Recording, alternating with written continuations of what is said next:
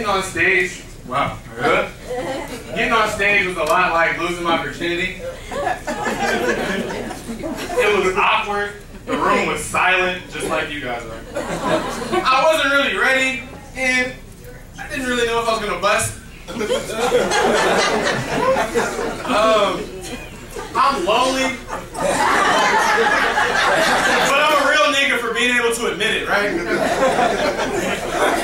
But like, all my friends try to say is, "Oh, Robert, nobody can love you unless you love yourself." That's a load of bullshit. But I decided to retire from jacking off with my right, and I started to work with the left. Well, me and my right, we've done everything together. My right hand has won championships, you know? My right hand is the real MVP, goddammit. So, it's time to work with the left, you know? I gotta learn how to finish strong with both hands.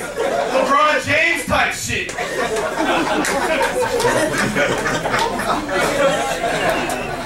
I'm clingy too.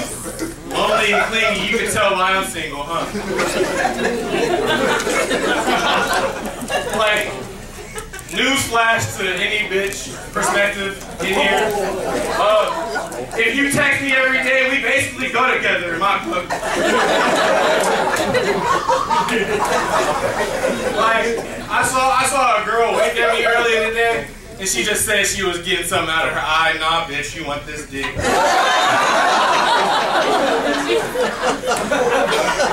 Like, I'm the type of nigga who's looking through her phone to make sure she's not texting anybody else.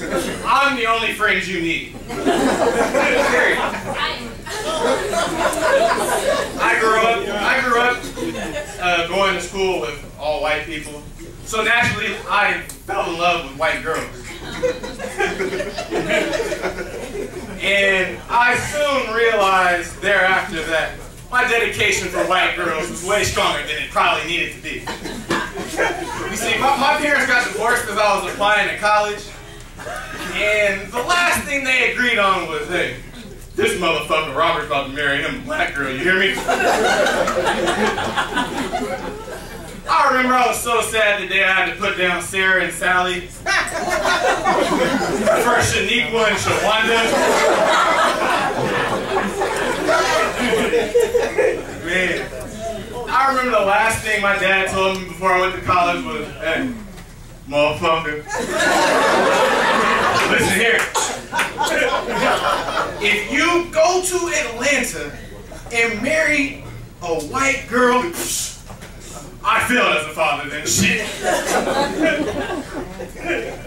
But I did not heed his advice. I was at an all-black school looking for any semblance of a white girl.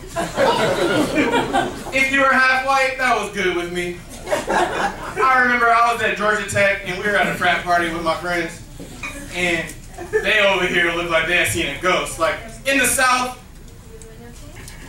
looking at a white girl the wrong way comes with a lynching and a jail sentence attached. I remember pulling them all over like, hey guys, like, hey, huddle up. Don't be scared. We go to Morehouse. This is where Martin Luther King graduated. Do you really think don't you think Martin Luther King died so we can fuck these bitches? Ready? Right! Here we go!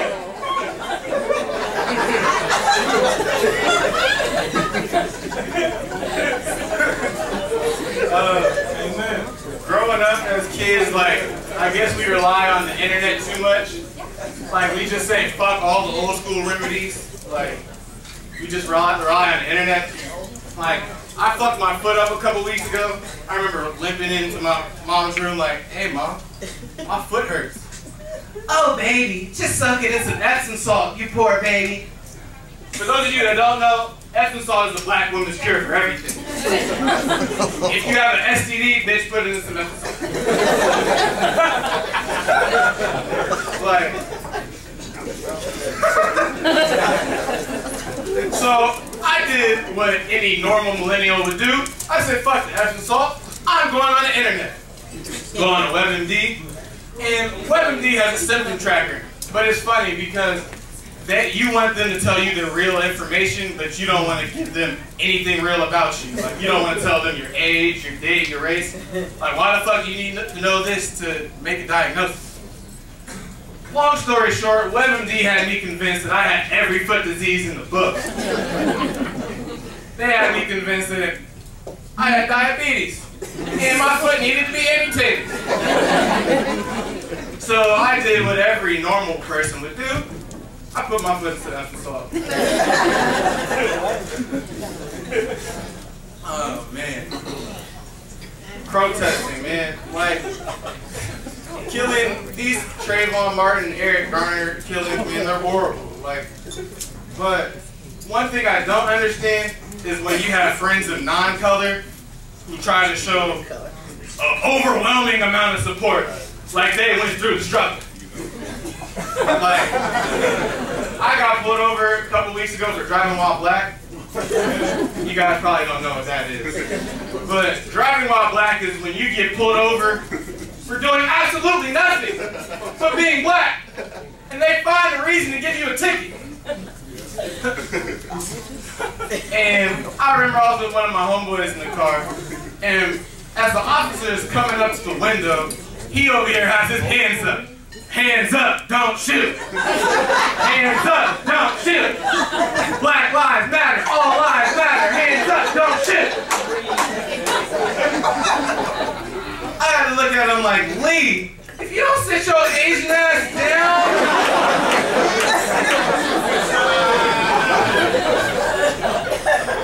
Like, if Benihana's closes or Panda Express, nigga, we can go protest.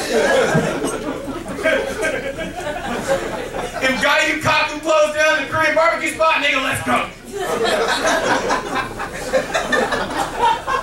Thank you for your time, y'all.